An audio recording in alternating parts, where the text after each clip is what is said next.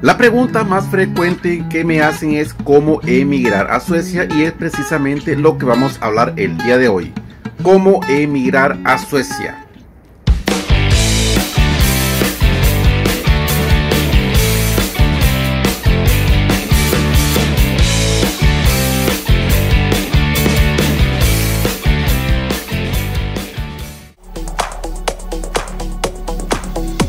Para empezar, quiero hacer la aclaración que es muy diferente entrar a Suecia que quedarse viviendo en este país. Vamos a ver primero cómo entrar al país. Para entrar a Suecia, la mejor forma es entrar por avión, pero lamentablemente la mayor parte de los vuelos directos hacia Suecia desde un país fuera de la Unión Europea vienen desde Estados Unidos, África o Asia.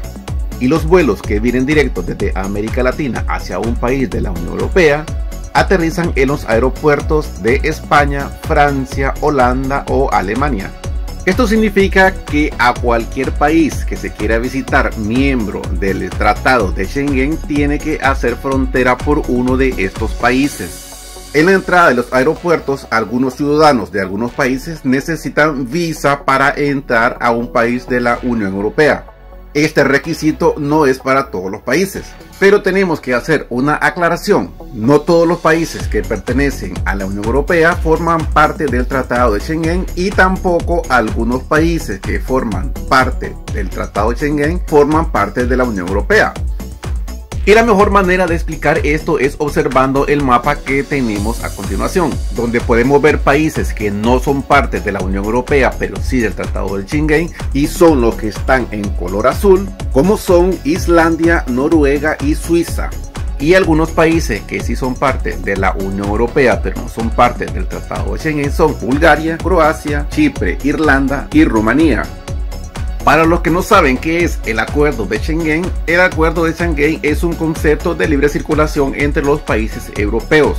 Y la lista de los países de Latinoamérica que necesitan visa para entrar al estado Schengen son Bolivia, Belice, Cuba, República Dominicana, Ecuador y Haití. Todos los demás países de Latinoamérica tienen acceso libre para poder entrar al estado de Schengen. Pero esto no da la libertad para que todas las personas puedan entrar realmente libres. ¿Por qué? En los aeropuertos hay controles.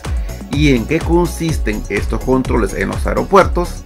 En los aeropuertos donde hay controles fronterizos para entrar al estado de Schengen, normalmente piden una cierta cantidad de dinero en efectivo, reservación de hotel, o también puede ser una carta de invitación. Este control se hace en el primer país en el que una persona llega a la Unión Europea.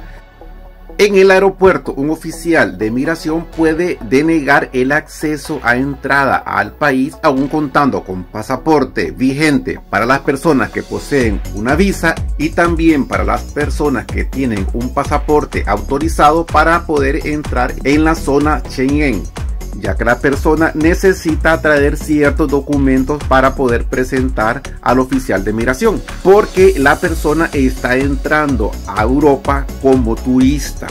Y los documentos que se piden para una persona que viene como turista es justificar el hospedaje o carta de invitación. En el caso de ser hospedaje, tiene que tener una reservación en un hotel, y en el caso de una invitación de persona particular, esta tiene que ser residente o ciudadana del país. También tiene que tener una reservación de viaje organizado con el itinerario de lo que se va a realizar mientras esté en el país.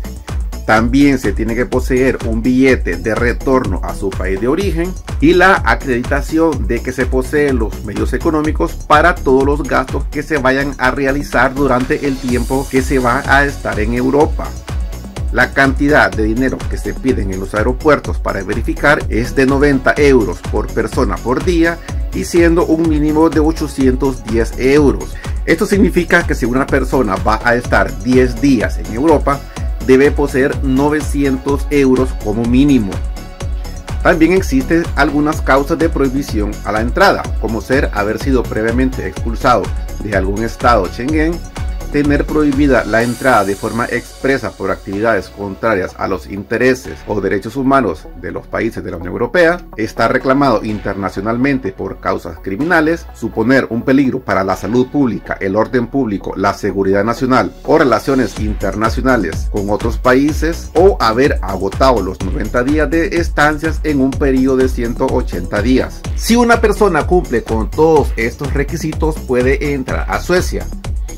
Una vez que la persona ha entrado a Suecia, no tiene el permiso para trabajar, porque una persona que viene como turista legalmente no tiene este privilegio. Anteriormente en Suecia era muy fácil conseguir un permiso de trabajo. Simplemente se iba a las oficinas de Skatteverket, que es la empresa del gobierno que da los permisos para trabajar, donde bastaba con un contrato de trabajo y un pasaporte para otorgar este permiso. Lamentablemente en estos tiempos la situación no es igual. Ahora se necesita, para conseguir un permiso de trabajo, una autorización de migración, razón por la cual muchas personas trabajan de forma ilegal, cobrando un salario muy por debajo del que realmente deberían de cobrar por el trabajo que realizan. Existen varias formas de poder conseguir un contrato de trabajo desde fuera del país. También conseguir un contrato de trabajo autorizado por migración, y también otros asuntos que vamos a tratar en otro video. Y si este tema es de interés, solamente te pido que me ayudes a compartir este video, suscríbete al canal y también activando la campanita para notificaciones. En posteriores videos explicaremos los requisitos que se necesitan para que una persona pueda conseguir un contrato de trabajo desde su país de origen, cómo conseguir un permiso para trabajar en Suecia, cómo aplicar a una beca de estudio universitario a nivel de maestría y algunos otros temas relacionados con la migración.